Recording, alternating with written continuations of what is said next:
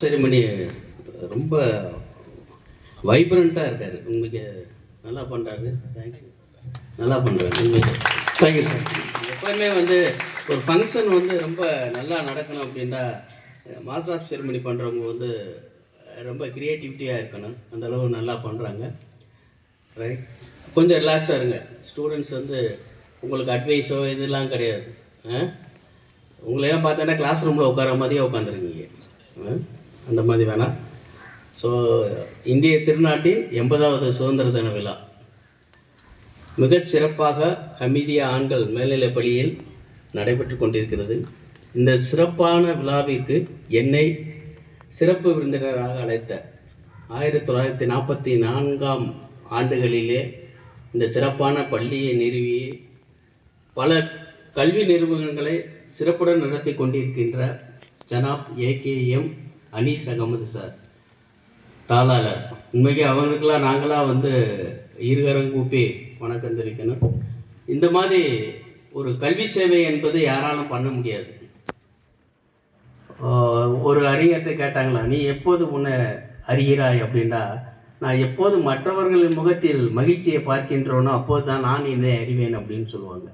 அது மாதிரி இந்த ஏரியா மக்கள்களை கல்வித்தரத்தில் பெரிய அளவில் உருவாக்க வேண்டும் என்ற உயர்ந்த எண்ணத்தில் இதுபோன்ற கல்வி நிறுவனங்களை நிறுவி சிறப்பான கல்வி சேவையை புரிந்து கொண்டிருக்கின்ற அவர்களுக்கு மீண்டும் ஒரு முறை என்னுடைய சிரம் தாழ்ந்த நன்றியினை தெரிவித்துக் கொள்கின்றேன்.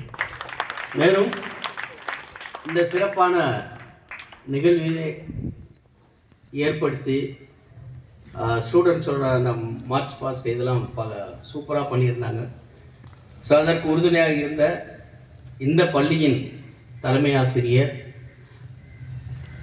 ஃபருக் சார் அவர்களுக்கும் என்னை இந்த பள்ளிக்கு அறிமுகப்படுத்திய அஜீஸ் சார் அவர்களுக்கும் சிறப்புடன் மாணவர்களை இயக்கி இந்த விழா மிகச்சிறப்பாக நடைபெற உறுதுணையாக இருந்த இந்த பள்ளி ஆசிரியர் பெருமக்கள் அனைவருக்கும் மற்றும் உங்களுக்கு மாணவர்களுக்காக வந்திருக்கிறேன் அந்த மாணவ செல்வங்களை உங்களுக்கும் பெற்றோர்களுக்கும் முந்தைய இந்த பள்ளியில் முடித்து சென்ற மாணவ பெருமக்கள் அவர்களுக்கும் என் முதற்கண் காலை வணக்கத்தை தெரிவித்துக் கொள்கிறேன். வரலாற்று ஆசிரியர் மிக தெளிவாக சுதந்திர தின விழாவை பற்றி சிறப்புரையாற்றி சென்றார். ஸோ அதில் இதிலே போக வேணாம். இப்படியே கஷ்டப்பட்டு சுதந்திர தினத்தை வாங்கி கொடுத்துருக்காங்க. அந்த சுதந்திரத்தை நான் எவ்வாறு பயன்படுத்துகிறோம் அதுதான் முக்கியமான ஒரு கேள்விக்குறி. அதிகமான சுதந்திர போராட்ட வீரர்கள் போனது நம்ம ஏரியாவில் இருந்தது. இந்த ராமநாதபுரம் மாவட்டம் தென் மாவட்டங்களை சேர்ந்த மக்கள் தான் அதிக அளவு போராட்டங்களுக்கு போனாங்க. ஸோ அந்த தாக்கம் இன்னும் இருக்குன்னு நினைக்கிறேன். ஏன்னா நிறைய பசங்க கேட்டது போலீஸ் ஆர்மி நிறைய பேர் அந்த மாதிரி விருப்பங்கள் தெரியும். பரவாயில்ல, நிறைய ஸ்கூலில் நம்ம கேட்டோம்னா ஒரு 4 இதோடு நிப்பாட்டிடுவாங்க. டாக்டர், இன்ஜினியர், வக்கீல் அதோட முடிஞ்சிச்சு. இப்போ கொஞ்சம் இந்த ஏரியாவில் உள்ள மக்களை கேட்கும்போது தான் அடிஷ்னலாக வர்றது என்ன அப்படின்னா வீரமலைந்த மண் அப்படிங்கிறதுனால போலீஸ் ஆர்மி உண்மைக்கு பெரிய சந்தோஷமான நிகழ்வு. ஏன் அப்படின்னா இந்த 4 தான் படிப்பு என்பது இல்லை. நல்லா புரிஞ்சுக்கணும். இதை தவிர இதற்கும் மேலே உள்ள படிப்புகள்லாம் நிறைய இருக்கிறது. புரியுதா? நீங்கள் ஒரு டிகிரியை சூஸ் பண்ணலாம், இல்லை பிஎஸ்சி அக்ரியை சூஸ் பண்ணலாம். ஸோ அதை படித்து அதுலேருந்து ஒரு ஐஏஎஸ் ஆகலாம், ஐபிஎஸ் ஆகலாம். எத்தனையோ வழிமுறைகள் இருக்குது. அதனால் செட் பண்ணுற குறிக்கோள் அப்படிங்கிறது ஒரு பேஸ், ஒரு விதை. அந்த விதையை நீ சரியான அளவு சரியான பதத்தில், அந்த பதம் அப்படிங்கிறது எது தெரியுமா? இப்பொழுது உள்ள அந்த வாழ்க்கை பருவம் தான். புரியுதா? இந்த கல்வி பருவத்தில் சரியான விதையை சரியான பதத்தில் போடும்போது உன்னுடைய அதை நோக்கி செல்லக்கூடிய உங்களுடைய பாதை மிக தெளிவாக இருக்கும். முதல்ல உன் மைண்டை நல்லா வச்சுக்கோங்க. என்ஜாய் பண்ணுறதுங்கிறது லைஃப்ல எப்போ வேணாலும் கிடைக்கும். இன்னைக்கு செல் கிடைச்சிச்சுன்னா அப்பா அம்மா மறந்துடுறீங்க, வீட்டில் எல்லாத்தையும் மறந்துடுறீங்க, ஸ்கூலில் மறந்துடுற, எல்லாத்தையும் மறந்துடுற. அது மட்டும் வாழ்க்கை இல்லை, புரிந்து கொள்ளுங்கள். நீ சரியான அளவில் இந்த பருவத்தில் படித்தேன்னா நீ ஒரு செல் கம்பெனிக்கு மேனேஜராக பிஆர்ஓ ஆகிற அளவுக்கு உன்னுடைய திறனை வளர்த்து கொள்ளலாம். நீ 1000 பேருக்கு செல் சேல்ஸ் பண்ணுற அளவுக்கு பெரிய ஆளுகாக உருவாக்கலாம். அதனால் வந்து அடிப்படையிலேயே நீ தவறு செய்யக்கூடாது. அதுதான் முக்கியமானது. புரியுதா? ஸோ வாய்ப்புகள் என்பது நமது உலகத்தில் சில இதில் வந்து நம்மை சுற்றி நிறைய குவிந்து இருக்கின்றன. அது நமக்கு தேவையானது எது என்பதை நீங்கள் கரெக்டாக சூஸ் பண்ணி படித்தீங்க அப்படின்னா சக்ஸஸ்ஃபுல் லைஃப்பில் என்ன செய்வோம், சக்ஸஸ்ஃபுல் மேனாக கண்டிப்பாக வரலாம். ஸோ அதனுடைய வாய்ப்புகளை தேர்ந்தெடுக்கக்கூடிய திறன் வந்து உங்களிடம் தான் இருக்கிறது. அதை முதலில் நீங்கள் கண்டுபிடிக்க வேண்டும், கண்டிப்பாக கண்டுபிடிக்கணும். ஸோ அப்போ தான் என்ன செய்ய முடியும், என்ன செய்யலாம், நீ என்ன கோல் செட் பண்ணியோ அந்த கோலை ஈஸியாக ரீச் பண்ணலாம். லைஃப் நல்லா இருக்கும். நீ ஹையர் லெவலில் இருக்கும்போது நீ நினச்சி பார்ப்ப, நான் இந்த அளவுக்கு உயர்ந்ததுக்கு காரணம் கீழக்கரையில் படித்த செய்யதுக்கு அமைதியாக பாய்ஸ் ஹையர் செகண்டரி ஸ்கூல். நான் வரும்போது சார்ட்டையெல்லாம் பேசிக்கிட்டு இருக்கும்போது நான் எங்கே படித்தேன் அப்படின்னா கமுதி அப்படிங்கிறது Nadars higher secondary boys higher secondary school. இதே மாதிரி யூனிஃபார்ம் போட்டு நானும் உங்களை மாதிரி உட்காந்த ஆளு தான். இதே மாதிரி நானும் உட்காந்து நிறையா ஃபங்க்ஷன்ஸில் நிறையா ஸ்பீச்சை கேட்ட ஆளுங்க. இன்றைக்கி இதே மாதிரி நான் வந்து உங்களுக்கு ஒரு சிறப்பு அழைப்பாளராக வந்திருக்கேன் அப்படின்னா காரணம் என்னது, அடிப்படை கல்வி. புரியுதா? கல்விங்கிறது எவ்வளோ பெரிய இது அப்படிங்கிறது வந்து நீங்கள் ஒவ்வொரு தடவையும் படிப்பை சுவாசித்து கொண்டு இருக்கும்போது தான் உங்களோட அதனுடைய பெருமை வந்து உங்களுக்கு கண்டிப்பாக தெரியும்.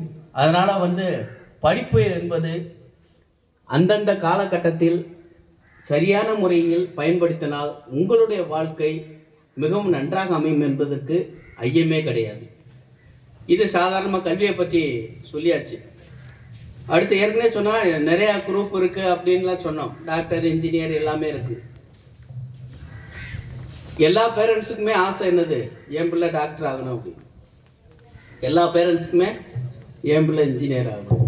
ஆக்சுவலாக பேரண்ட்ஸ் என்ன செய்யணும் அப்படின்னா பையனோட டேலண்ட் எது அப்படின்னு ஐடென்டிஃபை பண்ணி அந்த ஃபீல்டில் சக்ஸஸ்ஃபுல்லாக கொண்டு வர செய்கிறத ஒரு நல்ல பேரண்ட்ஸோட நடவடிக்கை. அது எல்லாருக்கும். ஆனால் எல்லாருமே வந்து என் பையன் சப்போஸ் என்ன செய்வாங்க, ஒரு சாதாரண ஆஃபீஸில் ஒர்க் பண்ணுறது அந்த மாதிரிலாம் நினைக்கக்கூடாது. எந்த படிப்பு வந்து ஒரு முக்கியம் இல்லை, என்ன படிக்கிறோம் என்பது முக்கியமே கிடையாது. எந்த படிப்புனாலும் அதில் ஹையஸ்ட் லெவல் வரணும், அதுதான் முக்கியம். இப்போ நாங்கள் என்ன அப்படின்னா எங்கள் வீட்டில் வந்து மொத்தம் 8 பேர், நான் தான் 8வது பையன். 2 பேர் டாக்டர், எங்கள் அப்பா ஹெட் மாஸ்டர். 2 பேர் டாக்டர் ஆகிட்டாங்க, 4 பேர் டீச்சர் எங்கள் வீட்டில். கடைசியில் எனக்கு வந்துச்சு, ஒவ்வொரு ஃபீல்டு எல்லோரும் போனாங்க. நான் இதை எடுத்தேன் அப்படின்னா நர்சிங் அப்படிங்கிற ஒரு டிபார்ட்மெண்ட்டு. நர்சிங்கை எடுக்கும்போது நிறைய பேர் சொன்னாங்க, அப்போ வந்து ரொம்ப இது.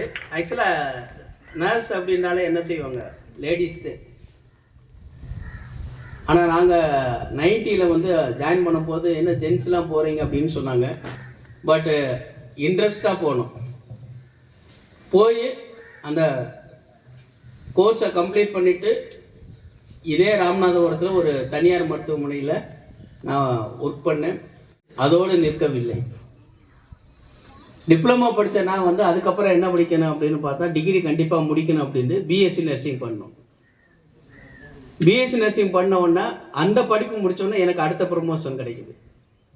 என்ன அப்படின்னா ஒரு செவிலியர் மாணவர்களுக்கு போதிக்கக்கூடிய செவிலிய ஆசிரியராக பதவி கட்டும். அதோடு முடிச்சிடலாம். எனக்கு ஓரளவு நல்ல வேலை கிடைச்சி இருந்தாலும் விடவில்லை. அதுக்கப்புறம் என்ன செஞ்சோம், எம்எஸ்சி நர்சிங்.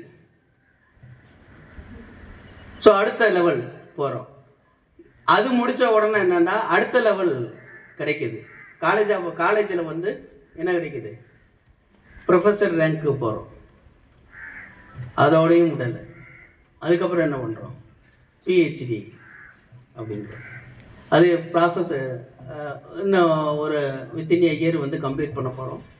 ஸோ இது எதுக்காக அப்படி சொல்கிறேன்னா, எந்த படிப்பு என்பது முக்கியமில்லை. படிப்பு அப்படிங்கிறது கல்வி என்பது எல்லாமே கல்விதான். ஆனால் எதை சூஸ் பண்ணாலும் அதனுடைய ஹையஸ்ட் லெவல் எதுவோ அதை ரீச் பண்ணுறதுக்குரிய பிளானிங் நம்ம கண்டிப்பாக பண்ணணும். ஸோ அந்த மாதிரி பண்ணும்போது என்ன அப்படின்னா உங்களுடைய அச்சீவ்மெண்ட் அப்படிங்கிறது நீ ஏதோ ஒன்று நினச்சி அது கிடைக்கல அப்படின்ற ஒரு வருத்தம் இருக்கும்ல, அதை விட அதிகமான ஒரு ஹையஸ்ட் லெவலில் நீங்கள் போய் அமர்வீங்க. அப்படிப்பட்ட எண்ணங்களை என்ன செய்யணும்? வளர்த்து கொள்ள வேண்டும். அதுதான் முக்கியம். இப்போ நிறைய இது சொன்னாங்கன்னா இதை தவிர நீங்கள் அடுத்து +2 முடிச்சிட்டிங்கன்னா எதுக்கெல்லாம் போகலாம், அது முக்கியமானது. இந்த 4 கோர்ஸு விட்டுருவோம். எது? MBBS, அடுத்து இன்ஜினியரிங், லா, அக்ரி, அந்த மாதிரி டிப்ளமோ கோர்சஸ், டிகிரி கோர்சஸ் நிறையா வந்துருச்சு. டிஃபார்ம் வந்திருக்கு, பிஃபார்ம். பிஃபார்மில் என்ன தெரியுமா? இந்த மெடிக்கல்ஸ்லாம் வச்சுருக்காங்களே, இப்போ வெளியில் பார்ப்பீங்க மெடிக்கல் ஸ்டாஃப் இதெல்லாம், அதை ரன் பண்ணுறதுக்கு கண்டிப்பாக basic qualification D Pharm B Pharm complete கண்டிப்பாக முடிச்சிருக்க வேண்டும். அந்த மாதிரி கோர்ஸ் இருக்குது. டிகிரி கோர்ஸ் அப்படின்னு பார்த்தீங்கன்னா ஆக்சிடென்ட் அண்ட் எமர்ஜென்சி, இந்த அவசர இதெல்லாம் இருக்குல்ல, அதில் நம்ம ஹெல்ப் பண்ணுறதுக்கு இருக்குது. ஆப்ரேஷன் தியேட்டர் அசிஸ்டன்ட் அப்படின்றாங்க. அதாவது என்ன, அறுவை சிகிச்சையெல்லாம் பண்ணுறாங்கல்ல, ஆப்ரேஷன் பண்ணுவாங்கல்ல, படத்துல எல்லாம் பார்த்துருப்பீங்கல்ல, அதில் ஒர்க் பண்ணுறதுக்கு இருக்குது. அனஸ்தீசியா, அந்த ஆப்ரேஷன் பண்ணுறவங்களுக்கு மயக்கம் கொடுக்குறதுக்கு நிறையா கோர்சஸ் இருக்குது. எனக்கு என்ன அப்படின்னா, நான் சார்ட்ட கூட அது என்னென்ன கோர்சஸ் அவைலபிள் அப்படிங்கிறத நான் ஒரு லிஸ்ட்டு கூட கொடுத்துட்டு போயிடுறோம். உங்கள் இதில் லிஸ்ட்டை நான் வச்சுக்கிறேன். எப்பப்போ கால் ஃபார் பண்ணுவாங்களோ அப்போல்லாம் அவருக்கு சாருக்கு இன்டிமேட் பண்ணுறேன். கண்டிப்பாக உங்களுக்கு ஒரு கைடன்ஸ் இருக்குது. என்னை பொறுத்த வரைக்கும் என்னை சார்ந்த படிப்புகளுக்கு நமது ஏரியாவிலேருந்து நிறையா பேர் படிக்க வரணும். அதுதான் பெரிய முக்கியம். நிறைய பேருக்கு என்ன படிக்கணும்னு தெரியாமலே நேரம் என்ன செய்வாங்க, பக்கத்தில் இருக்கிற ஆர்ட்ஸ் காலேஜில் சேருவாங்க. ஆர்ட்ஸ் காலேஜில் சேர்றது தப்புன்னுலாம் சொல்லலை, நீ சேர்ந்தது பெருசு. அந்த ஆர்ட்ஸ் காலேஜ் சேர்ந்ததுக்கப்புறம் என்ன செய்யணும், அதை கம்ப்ளீட் பண்ணணும். ஃபர்தராக என்ன போகணும் அப்படிங்கிறத நீ என்ன செய்யணும். தேடல் என்பது கல்வி கற்பதில் மிக முக்கியமான பங்கு. தேடிக்கொண்டே இருக்கணும். நான் படிச்சுட்டேன், டிகிரி முடிச்சுட்டேன், எனக்கு வேலை கொடுங்கன்னு கேட்குறத விட அடுத்து என்ன செய்யணும், உன்னைய தேடி வேலை வரணும். அதுதான் முக்கியம். நீ நல்லா படிச்சிருக்க அப்படின்னா ஒரு எக்ஸாம் எழுதுனேன்னா நல்ல மார்க் வாங்கினேன்னு வச்சுக்க, ஒரு டிஎன்பிஎஸ்சி குரூப் 1, குரூப் 2, குரூப் 4 இதெல்லாம் எழுதுனீங்கன்னு வச்சுக்க, நீங்கள் இந்த டாக்டர் இதெல்லாம் பண்ணுறதை விட பெரிய லெவலில் உட்காரலாம். நீங்கள் ஒரு டிகிரி முடிச்சுட்டு ஒரு ஐஏஎஸ் எக்ஸாம் எழுதுங்க, ஐபிஎஸ் எழுதுங்க, டிஸ்ட்ரிக்ட் கண்ட்ரோலிங் அட்மினிஸ்ட்ரேட்டிவ் பவருக்கு வரலாம். எத்தனையோ கோர்ஸ் இருக்குது. அதுக்கு எல்லாரும் அடிப்படை காரணம் என்னது, நம்மளுடைய முயற்சி. கல்வி என்பது உங்களை எப்போதும் கைவிடாது, அதை ஞாபகம் வச்சுக்கோங்க. கல்வி எப்பொழுதும் கைவிடாது. வாழ்க்கையில் உங்களை உச்சத்திற்கு கொண்டு செல்வது நீங்கள் கற்கும் கல்வி. அதனால் இந்த கல்வி என்பது இவ்வளவு சிறப்பான இந்த கல்வியை உங்களுக்கு வழங்கி கொண்டிருந்த பகுதியில், அதாவது பின்தங்கிய மாவட்டம் அப்படின்னு சொல்லுவாங்க. நான்லாம் படிக்க போனேன்னா ராம்நாடா தண்ணி இல்லாத காடு அப்படின்னு. இன்றைக்கி இதே ராம்நாடில் உள்ள செவிலியர் பயிற்சி பள்ளி, நம்ம மதுரை ராம்நாடு மருத்துவக் கல்லூரி இருக்கிற செவிலியர் பயிற்சி பள்ளி தமிழ்நாட்டிலேயே முன்னோடி இன்ஸ்டியூட்டாக இன்றைக்கி அவார்டு வாங்கியிருக்கு. அப்படின்னா அதே தண்ணி இல்லாத காட்டிலிருந்து தான் அந்த அவார்டை வாங்கியிருக்கோம். அப்படிங்கிறது மிகப்பெரிய ஒன்று. எப்போயுமே நம்ம மாவட்டத்துக்காரங்களில் தான் நல்ல கெப்பாசிட்டி உள்ள, ஸ்ட்ரென்த்து உள்ள, மன திடமுள்ள மாணவர்கள் நம்மகிட்ட தான் இருக்காங்களே ஒழிய, நீங்கள் அங்கிட்டலாம் இருக்கிறவங்களாம் அவ்வளவுலாம் அதாவது என்வாரன்மெண்டல் சேஞ்சஸ்ன்னு சொல்லுவாங்க. எந்த கிழமை இன்னைக்கு சாப்பாடு இல்லையா, பரவாயில்ல, அதையும் சர்வைவ் ஆகும். கிடைச்சா அதுக்கு நம்ம சரி எதுக்குமே என்ன அப்படின்னா எந்த ஒரு சுச்சுவேஷனுக்கு சர்வே ஆகக்கூடிய மனப்பக்குவத்தை உடையவர்கள் ராமநாதபுரம் மாவட்டத்தை சேர்ந்த மாணவர்கள். அத்தகைய மாணவர்கள் இத்தகைய கல்வி வாய்ப்பை உங்களுக்கெல்லாம் வழங்கி கொண்டிருக்கிறார்கள். அடுத்து நான் வரும்போது என்ன அப்படின்னா, நிறையா இதில் எங்கள் ட்ரைனிங் இன்ஸ்டியூட்லாம் வரும்போது பார்த்தோன்னே எந்த ஸ்கூல்னு கேட்பேன். ராம்நாடு அப்படின்றோம்னா ராம்நாட்டில் எந்த ஸ்கூல்னு ஒவ்வொன்றா கேட்டுக்கிட்டே வருவோம். நான் அந்த மாதிரி என்னுடைய சக நண்பர்கள் நிறைய இடங்கள்ல இருக்காங்க. இதே ஆர்ட்ஸ் காலேஜில் என்னுடைய ஃப்ரெண்டு ஒர்க் பண்ணுறாப்புல இதில் ஒவ்வொரு கலைக்கல்லூரிகளில் என்னுடைய ஃப்ரெண்ட்ஸ் இருக்காங்க. இனிவரும் காலங்களில் வந்து மாணவர்களை பற்றி கேட்கும்போது ஹமீதியா ஹையர் செகண்டரி ஸ்கூலில் இருந்த மாணவர்கள் வந்திருக்காரு என்ற இது கிடச்சிச்சுன்னா உண்மைக்கே சந்தோஷப்படுங்க. மீண்டும் ஒரு முறை சொல்கிறேன், கல்வி எப்பொழுதும் உங்களை கைவிடாது. பெரிய அளவில் வர வேண்டும் என்று வாழ்த்தி விடைபெறுகிறேன். நன்றி, வணக்கம். Thank you sir.